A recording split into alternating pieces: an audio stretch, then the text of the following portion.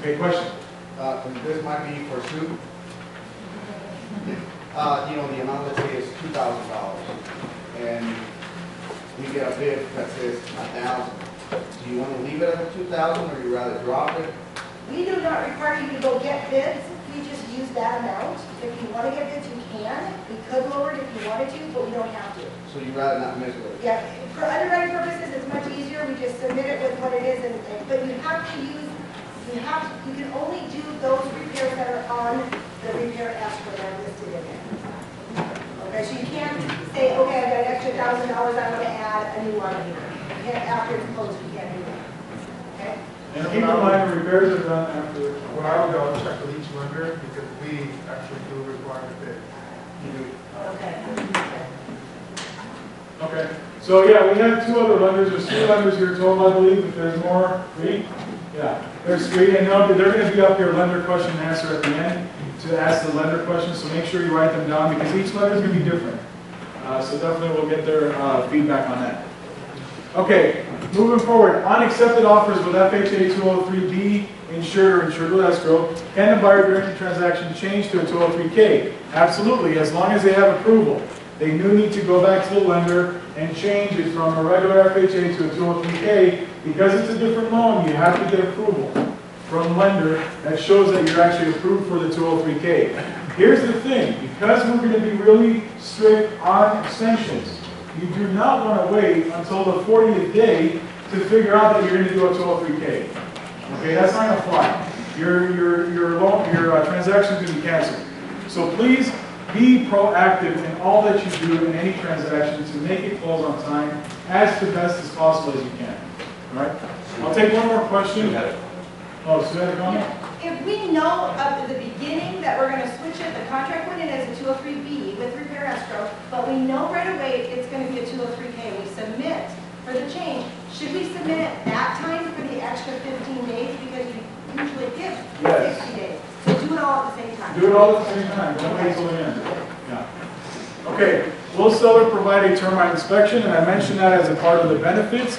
Yes, we do, as long as the buyer is getting a FHA loan. So we know that ahead of time because part of their offer is going to state what kind of loan they're getting. So if they're getting FHA, we will automatically order a termite inspection and a lead-based paint, if applicable, on homes that were built prior to 1978. And of course, in California, they call them Section 1 items, those will be cleared. But technically, it's all the items that the termite inspection came up will be cleared on that to move forward.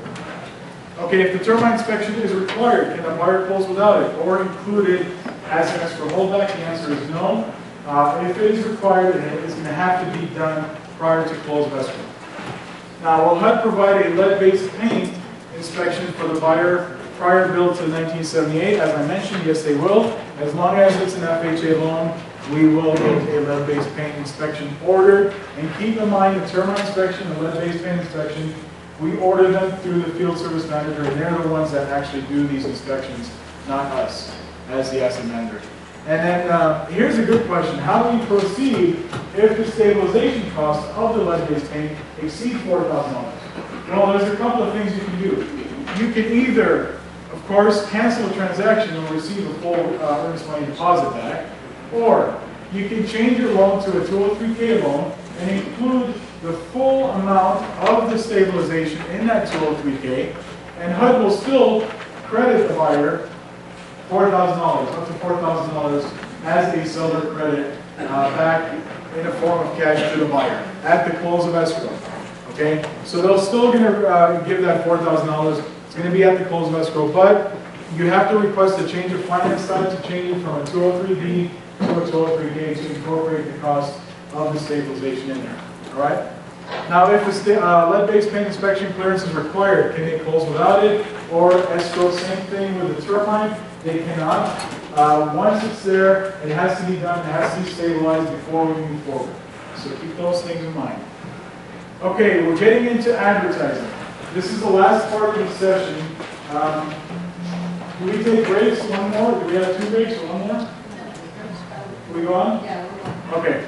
Advertising. We're going to talk about guidelines to follow, HUD photo list, social media, and YouTube. Those are the 4 things I'm going to concentrate on today on marketing. I got some great tips for you and some great things that you might want to take notes of during this part because these things will increase your business. But of course, you have to implement them in your business. You cannot just listen to them, take notes, and put them on the side. These are stuff that are free and available to you at all times. It's just a matter of what you want to do with them. So, the great thing about this new contract, and I think the heat is on again because it's pretty hot. And I'm getting people starting to doze off. Just turned it down. Please, awesome, okay. So, may you advertise my homes. It is, with this new contract, they've leveled the playing field. I mean, the listing agent and the selling agent both have an equal level field in regards to advertising. And here's how it works. You may, every person in here, can advertise HUD homes without the permission of the listing broker or agent. Okay? This is something different.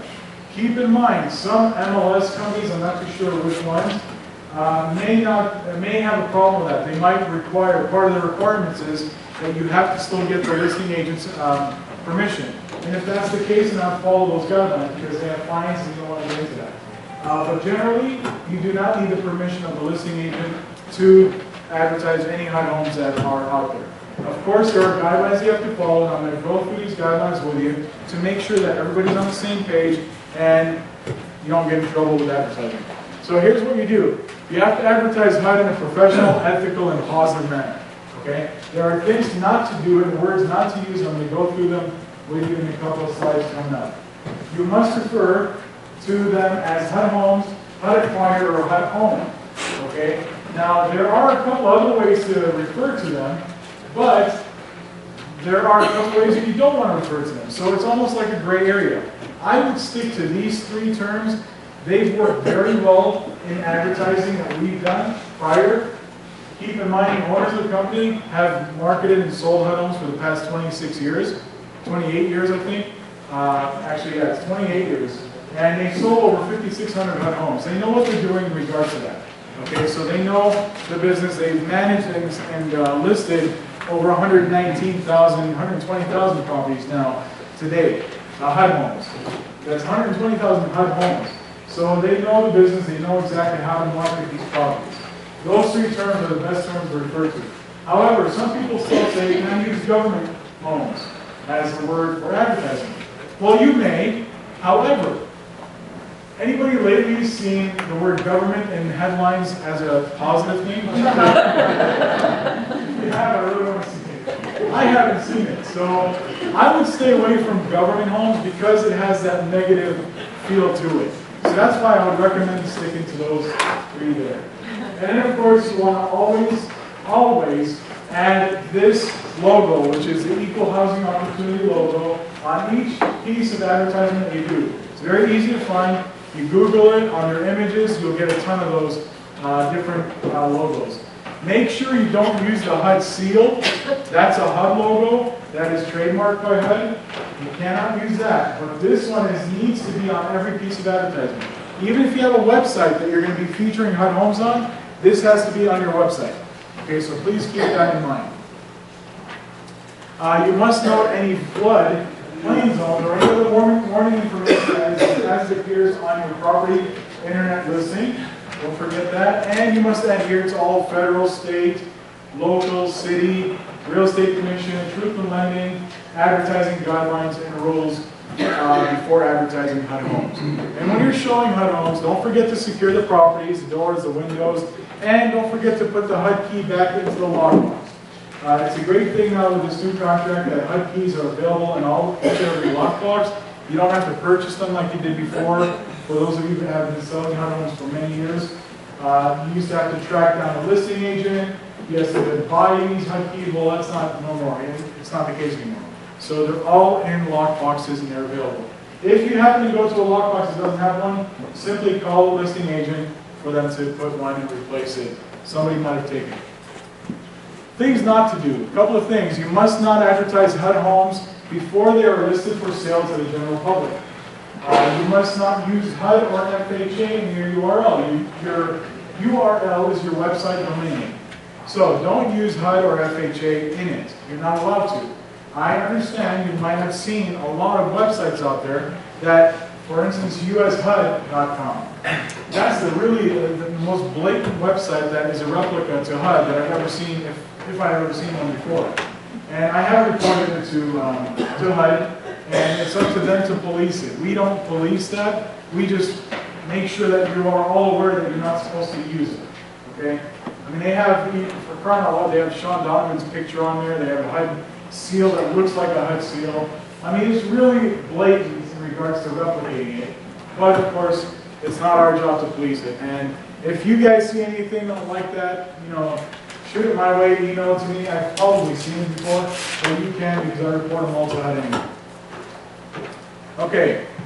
You must not state or imply that the price of property differs than the list price shown on the HUD website, and do not give the HUD keys out. There is no need for that, as I mentioned. Every property has a HUD key.